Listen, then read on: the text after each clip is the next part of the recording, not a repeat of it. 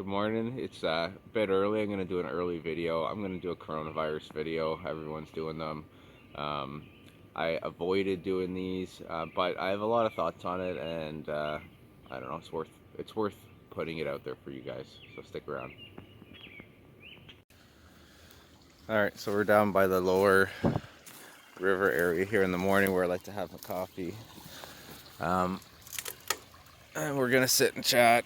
So, what I'm not gonna chat about is I'm not gonna talk about slowing the spread, staying home, the flattening the curve, planking the curve. I think everyone knows about that stuff. It's all everyone hears about. I'm going to try to keep this to my hot takes that maybe are different than other stuff that you've heard about. So maybe I'll give you something else to think about. I'm going to talk about prepping, general preparedness. I'm going to talk about general self-resiliency. I'm going to talk about your circle of influence and your circle of control. I'm a big person on that, big believer on that. And there's really no point worrying about anything else if you're scrambling around freaking out about this stuff, but you aren't impacting your circle of control. Then what the heck are you doing? You're not being effective. And right now we need to be effective. I'm going to talk about economics a little bit. Something I kind of tend to avoid talking about because I know that this is a gardening channel, but a lot of economic issues are going on right now, and they're nothing compared to what happens when climate change hits. So I'm going to talk about a little bit about climate change and how this coronavirus is showing us pretty quickly that we are not prepared whatsoever for any kind of disruption, especially when combined with other things. We're day 9 into roughly a 15-day lockup in the Western world, and everything's falling apart. So I'll talk about that. How do you think that gets when you have a refugee crisis on your hand because of climate change? So stick around. We'll talk about little things. It's going to be a fairly long video. Those are the things I'm going to talk about. I'll maybe give timestamps in the description if you want to skip ahead to different sections of the video, something that interests you. But again, I'm not going to just repeat the same stuff that we already know. People stay home. If you don't have to go out for anything, don't go out. I can stay home probably for up to a year because I believe in being prepared. So I've always been prepared. And I'm actually enjoying this. One last thing I'm going to talk about also is that this is basically a giant beta test for a future work-at-home economy, so don't screw it up. It's one reason why I haven't really made many videos lately, because I'm pretty busy getting as much as I can get done at home, working from home, because I'm very fortunate. I'll talk about that in that section, so stick around. Okay, so let's talk about the economics of this. There's going to be a little bit of political stuff here. So just, bear in mind that I'm very fluid in political beliefs. I don't think that we should be arguing with each other about political beliefs. I just want to state some straight up facts and then let people kind of decide themselves. I'm not trying to convince anyone either way to go anywhere because, to be honest, I'm kind of right in the middle gray area and I like parts of all systems. So let's just start with the facts in that the stock market was in bubble territory before this happened. And the only thing that was waiting for was some kind of stimulant to send it crashing. It was just so far pushed out into la-la land. And unlike other recessions, we started into this with very low interest rates. So when coronavirus hit, and the correct response to dealing with coronavirus is to lock everybody up, but that response, while very correct for the coronavirus, is destroying the global economy. And the way that the global economy runs is on the edge of a knife, where companies are pushing profits to such a level where they expect the average Joe to be financially prepared for a 6-month downturn or something, and they're, be ready for a job loss and be prepared for that. But then 2 weeks into not even 9 days into a 15-day lockdown, you have some of the richest companies on the planet screaming that they're going to go bankrupt without massive amounts of injection. Interest rates were dropped to 0%, which basically means there's no brakes left on the car. We're going 250 miles an hour down the highway and our car's got no brakes left.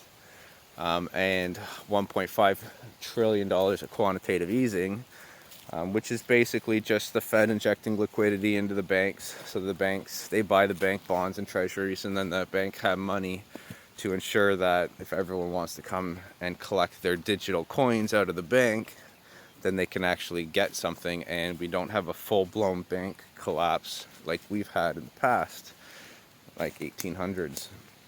So these are all very necessary measures in order to prevent collapse, but it's only necessary because of the systems that we have in place. So right in the middle of a coronavirus outbreak is maybe not the best time to be talking about overhauling our entire political and financial systems, but it's something that we should be thinking about, seeing as we're sitting at home for so long and we have a lot of time on our hands. Maybe question the world that you live in, and if it makes sense where any kind of economic failure, the governments just come in and, well, not even the governments, because they're not government controlled in most places, some are, but the central banks come in and just start up the burr machine, printing money, and just helicopter dropping it to everybody, choosing who survives, and it's always the mega rich. And do we really want this kind of wealth discrepancy where the biggest companies are just going to take massive amounts of risks knowing that they're going to get bailed out, and mom and pop stores all over the place just get left out to die, but the great economy goes on with their ritual sacrifice, and the ritual sacrifice of the elders, where we are 9 days into a 15-day lockup and we're talking about putting people back to work, despite medical experts saying don't do that, ignore that pile of bodies over there, it's going to get worse if you do that. So it'll be interesting to see what happens in the next week, where our priorities are, if we make a ritual sacrifice to the altar of economics, or if we prioritize, human life and maybe rebuild our system of economics and force a little bit of accountability on the mega rich to run their companies in sustainable ways. So it'll be interesting to see what happens, but it's funny that the most hardcore capitalists out there are clamoring for socialist bailouts, and maybe there's a bit of a happy medium. Maybe we can kind of find a way to run our economy in not such an extreme right capitalist way that just exploits both the people and their labor, as well as the planet and its resources and its biodiversity. So economics wise, this is a pretty deep topic and I could probably go on for an hour, but we are at 0% interest rates, and we have injected $1.5 trillion of quantitative easing already, which will get paid back in low interest loans. But we have essentially with that decreed who survives and who dies.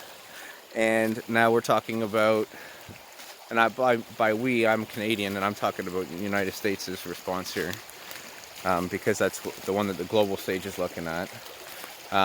They're talking about a $6 trillion stimulus package. And the thing is this helicopter money is not going to actually solve the root cause of the problem. It's just going to get us through the short-term pain of this, and it's not really going to even do that very well. $3,000 to different families is not going to prevent the economic collapse that's coming. Infinite quantitative easing is absolutely terrifying. I can't even believe it's being stated, and could basically collapse the entire global economy. So we are going into unprecedented territory here, and the real reason why we're doing this is because we're just not ready. And I mean you, I mean me, I mean everybody. And I'm more prepared than most, but the world is not ready for any kind of disruption. Now, what happens when we get climate change happening and we have a economic collapse because oil prices are at rock bottom prices, and shale oil is very, very unprofitable right now. It's very unprofitable to squeeze fracking, to squeeze oil out of rocks when you're only getting $20 a barrel for your oil. And oil rig return on investments is at all-time lows. Gas rigs are at all-time lows. The coal, oil, and gas industry is absolutely collapsing, and now it's just starting to happen economically as well. So places like Alberta, Canada, are going tits up right now. Forgive the language, maybe. And we got to adapt, and we have not built the third industrial revolution yet with this oil money, and we needed to do that. And it's not too late to do that, but we better get going, because it is non-renewable. It is not going to be there forever. And Texas senator who says that the elderly should die to maintain the world, the United States for their grandkids that they love, the economic powerhouse. Well, if you're banking that off of a second generation coal, oil, and gas industry that's dying, and you're not building the third industrial revolution, green industry, based off of solar panels, zero marginal cost electricity, zero marginal cost transportation with electric vehicles, and then information connectivity through the Internet of Things. If you're not, and transportation, green transportation, such as maglev trains, and cities designed for more bike traffic, workplace designed to work from home and reduce traffic, just in general a greening of the economy, a sustainable economy. If we're not building that, what are you trying to save? Because you're trying to propagate a system that's dying, you're ignoring the fact that it's dying, and you're leaving your kids even further down the river with a problem that they cannot solve. So what we should be doing right now is developing green infrastructure. This entire socioeconomic disruption is a beta test for a new futuristic work from home economy. We should be setting that up. We should be really working on expanding companies and infrastructure to support that. And we should be preparing for what happens when climate change gives us this exact problem of an economic collapse, but it's combined with a refugee crisis, and it's combined with a natural resources shortage, and it's combined with a collapsing second industrial revolution of coal, oil, and gas, and all the problems that brings at the same time. We're just not ready, and we need to get ready. So maybe that was like 7 minutes, 10 minutes. Maybe I'll do this in parts. If you like this at all, if you want to hear this, let me know. If this is not anything that you're interested in whatsoever, let me know as well, and I'll stick to gardening. I have a lot of thoughts on this stuff. Maybe different takes than other people. At the very least, might open your mind up to, hey, socialism maybe isn't that bad, and hey, capitalism maybe not the devil, but maybe there are ways that we can build a third generation or third industrial revolution economy and kind of keep the best of both parts, but be prepared. And then I do want to talk about individual preparedness, growing food forests. I have food coming up. I have asparagus coming up. I have food that's going to provide my family with nutrition even if the stores don't open. I have crates of Jerusalem artichokes in the garage that's going to feed my family. Even if I can't leave the house, I'm good to not leave the house for a year. Not because I stock toilet paper. Hey, so the phone died, and I got to get to work. I take the work at home thing very seriously because I'm very fortunate that I can work from home. Because like I said, this is a beta test for maybe the way of the future. If companies start seeing that they're saving a whole bunch of money from not having to buy office supplies, not having to have a giant building to rent, that that has a tremendous carbon impact, environmental impact, and life quality impact. I've actually really enjoyed working from home, not to be insensitive to the chaos that's going on right now, and my heart's with everyone who's affected by this. But it's actually been kind of nice working from home, having my kids in the other room, having my dog on my lap, and basically I have almost an hour commute to work, so I'm gaining an hour each day. So I'm exercising every single day. The gardens are all ready. My seeds are started. It's been great. I'm more of an introvert person anyway, so I kind of like being a stay-at-home, work on the gardens, and develop my own self-resiliency, assess my situation at home for any holes, what's the most critical thing that's going to run out before I have to go back into public to go get it, that sort of stuff. I kind of like that. So anyways, I'm going to cut it here. If you like this video, I'll do more. I do really want to talk about a bunch of other topics, such as why talking about death rate of coronavirus is just not the right conversation to have, because the infection rate is the one that is basically going to disrupt the economy. The death rate is the nasty one that, you know, kills grandma and grandpa, and it's awful. But even someone who falls under the category of recovered, so the good news story, you know, a 5-year-old kid getting this and then having permanent scarring on their lungs, even a 10-year-old, 15-year-old, 25, 40-year-old, 50-year-old person, whatever, getting this, surviving it, and then having permanent reduced lung capacity is terrible. It's not something that should be celebrated as, you know, no big deal recovery. Only 1% of the population dies based off of this. It's not the right conversation to have, because it's atrocious that a 5-year-old could get permanent lung scarring on this, and that this might be with us indefinitely. Different strains every single year.